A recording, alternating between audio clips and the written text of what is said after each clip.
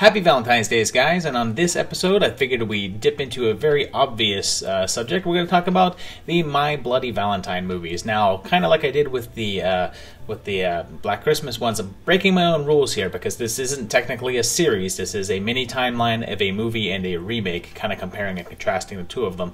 So it's not technically a timeline, but they're my rules, and I can break them.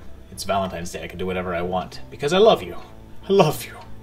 And also, hey, by the time that this video is going up, my t-shirts will be in the store, so if you want to get a Movie Timelines t-shirt, you can, and check it out. We got some pretty cool designs, just basically the logo right now, but I'll have some more things coming in the future. If you like it and you want to support my logo there, feel free. There'll be more stuff in the future if you don't like this one too, so check it out.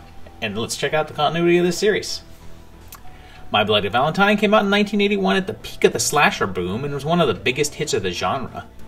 It starts off with a couple of minors and a quick killing, and then lets us know that it's Thursday, February 12th, 2 days before Valentine's Day, and 1 day away from an entirely different movie. So if this film's calendar matches ours, that would make it in real-time 1981, since that's the date that Thursday fell that year.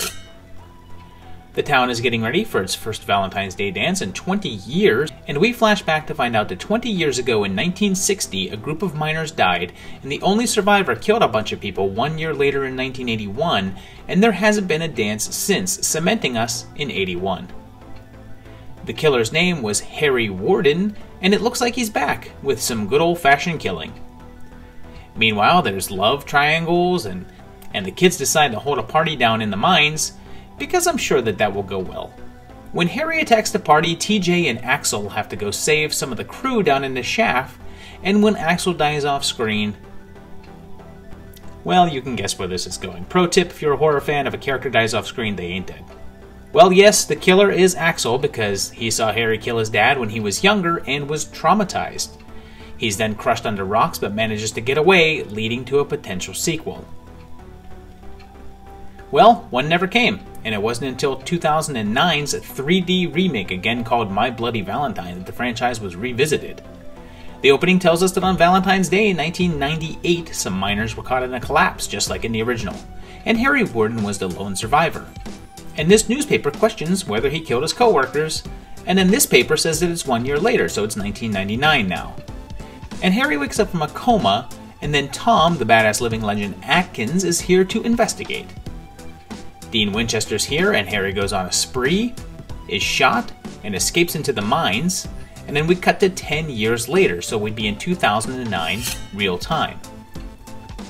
Axel is now a police officer, married to Sarah, pulling in just enough of the original plotline, although he cheating.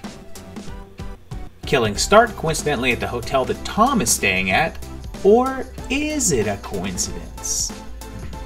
Sam and Sarah reunite. Sarah Palmer now. Don't name your kid Laura. Tom gets attacked in the mine, so maybe he's not our guy, or is it a delusion? There's a number of murders, including Atkins and a cheap shot, and they do a good job of pushing your suspicions between Tom and Axel so that you're not quite sure which is the killer, but yep, it was a delusion, and Tom's the killer, and crazy, and you know, movie, we get it. We don't need the flashbacks. Sarah shoots Tom with a cartoon gif of a bullet, and then after an explosion, it's revealed that he survives and escapes, leading to a potential sequel, which never happened. So there you have it. It's just two movies. It's not actually a series. It's actually a movie and a remake, obviously, that are not connected, but actually do tell the same story, but just kind of with enough variations to make it fresh and interesting. I enjoyed both of these very much. The first one is a classic. I think it's one that's hard to watch now if you've never seen it before, because if you watch it, you feel like it's kind of a by-the-numbers slasher movie. But keep in mind, from the time frame, this was one of the ones that set the tropes up. This was one of the ones that made the mold that everyone kind of knocked off back in the day. And it actually holds up really well. The effects are great. Fun practical stuff. The killer it's just a great suit. It was a cool idea that keeps the mystery of it alive and has a really good amount of menace to it. Very enjoyable villain.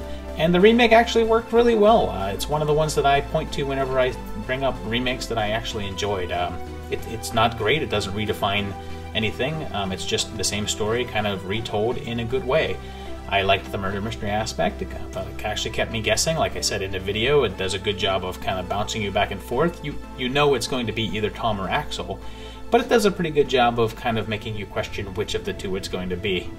And I liked it quite a bit, so, you know, let me know what you thought of it, and let me know what you thought of these movies down below in the comments, and like and subscribe to all that normal stuff. Like I said in the beginning, if you want to get a t-shirt, we got the merch store that you can come check them out at, and obviously check out my Patreon page too if you want to help support this channel. These guys over here do, and they're awesome, and I love you guys on Valentine's Day. I love you very much. I hope you guys have a great Valentine's Day. Enjoy it. Have a great time. Be good to everybody, and I'll see you next week with another great video. Thanks. Bye.